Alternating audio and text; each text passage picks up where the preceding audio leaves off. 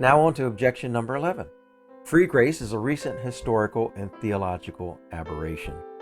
This charge is sometimes made, and I think Wayne Grudem makes this in his book Against the Free Grace Theology. But is it a recent historical theological aberration? You know, salvation by God's free grace has always been taught by the timeless scriptures. So the free grace of God has always been there. There's nothing new there. And another fact is that no one has ever been saved apart from God's free grace. It's a simple fact that no one has ever been saved apart from God's free grace. Even someone who makes this charge, like Dr. Wayne Grudem, still admits that the gospel that free grace teaches will save people. I think his main issue is with the idea of assurance. But we need to understand and realize that grace as a free unconditional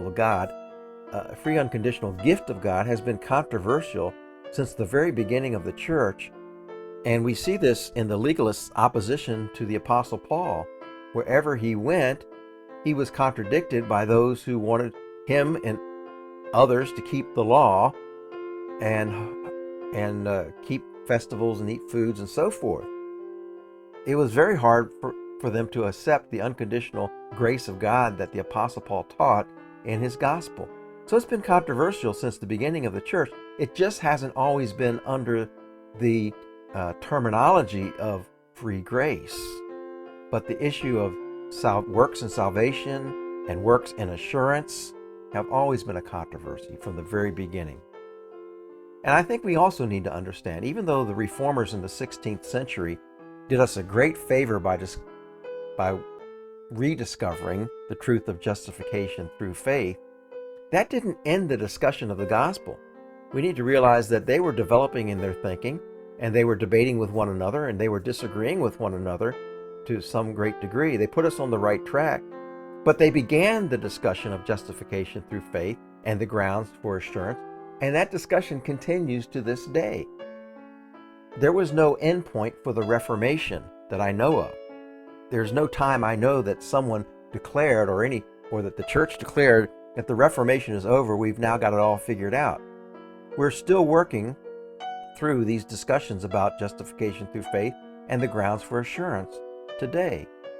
And what we're trying to say is, in free grace theology, is that we're saved absolutely freely by his grace and on the basis of God's promise and word and our faith in that, we can be sure that we're saved.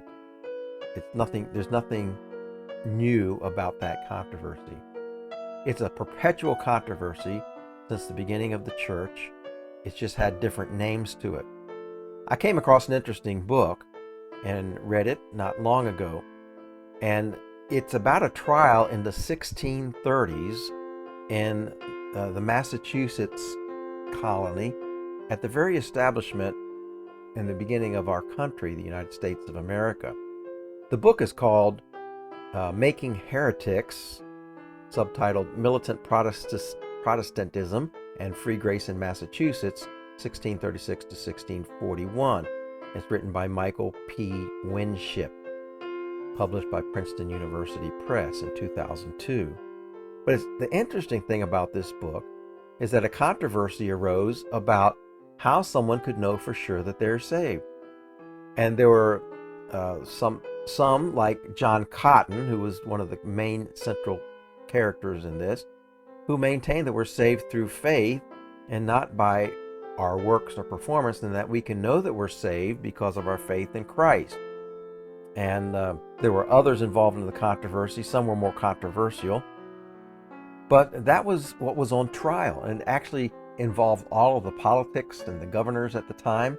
And it was not just a religious thing, because everything was religious there, right down into the government. And so it caused splits in the church and splits in the politics. And it's quite a controversy, quite an interesting read. But the point is that was back in the 1630s, and they were using the term the free grace there to describe the view that a person can be saved and assured through faith. So even though historical trends can be informative in this discussion, of free grace theology. The final verdict of truth is always the Scriptures. We don't appeal to history or creeds, but we appeal to the Scriptures to build our theology.